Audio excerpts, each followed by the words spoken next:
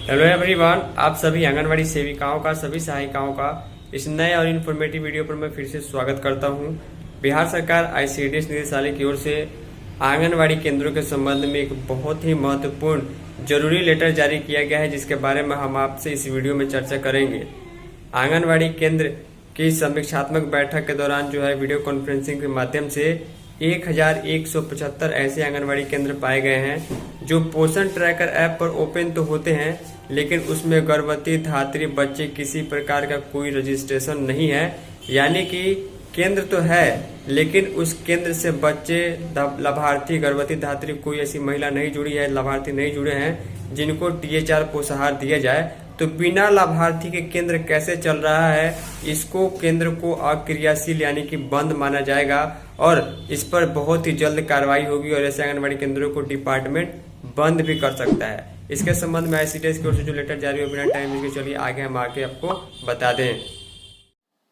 तो फाइनली जितनी भी आंगनवाड़ी सेविका, आईसीडीएस कर्मचारी इस वीडियो को देख रहे हैं, इस वीडियो को पूरा जरूर देखिएगा, क्योंकि जो है बिहार सरकार आईसीडीएस निदेशालय समाज कल्याण विभाग पटना की ओर से जो है 11 नवंबर के डेट में एक इंफॉर्मेटिव और जरूरी लेटर जारी किया गया, जिसकी संचिका संख्या 6608 है। इस लेटर को आईसीडीएस के ज्वाइंट डायरेक्टर यानी संयुक्त निदेशक के द्वारा जारी किया गया है और इस लेटर को पटना से जो है पूरे बिहार के डीपीओ, पूरे बिहार के सीडीपीओ को विशेष रूप से जारी किया गया है। आप सभी सेविकाओं को जानकारी मिलेगी कि आखिर ये लेटर मैं क्यों दिखा रहा हूँ और आखिर जो काम आप लोग करती हैं उसमें जो है डिपार्टमेंट को किस तरह से सारी चीज़ें मालूम रहती है। पत्र का विषय यह है कि राज्य के कुल 1175 आंगनबाड़ी केंद्रों में एक भी लाभुक पंजीकृत नहीं रहने के संबंध में। आप सभी को मालूम है कि आंगनबाड़ी जो केंद्र चलता है वो लाभार्थियों के लिए ही चलता है। लाभार्थी है तो आंगनबाड़ी केंद्र है, और लाभार्थी नहीं रहने का मतलब ये है कि आंगनबाड़ी केंद्र से कोई भी लाभ किसी भी महिला, पुरुष, बच्चे को नहीं मिलता है और इसका मतलब उस क्षेत्र में, पोषक क्षेत्र में लोग ही नहीं हैं। अब बिहार में 1,15,000 आंगनबाड़ी केंद्रों में से 1175 ऐसे आंगनबाड़ी केंद्र पकड़े गए हैं जहां पर लाभार्थी ही अवेलेबल नहीं है। अब पूरी खबर को आप ध्यान से देखिएगा।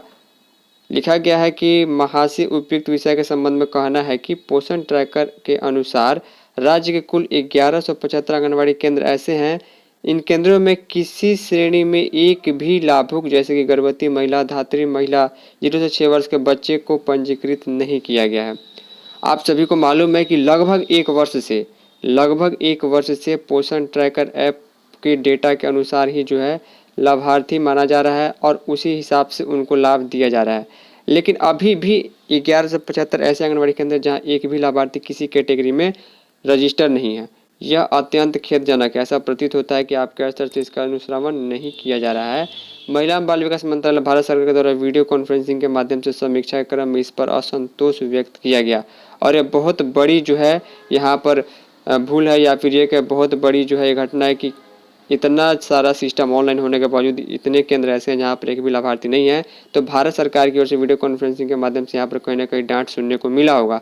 उल्लेखनीय है कि उक्त आंगनबाड़ी केंद्र पोषण ट्रैकर ऐप में क्रियाशील अवस्था में है, यानी पोषण ट्रैकर ऐप में केंद्र को खोला जाता है, केंद्र पे जो है डिटेल भरा जाता है, लेकिन लाभार्थी ही नहीं है।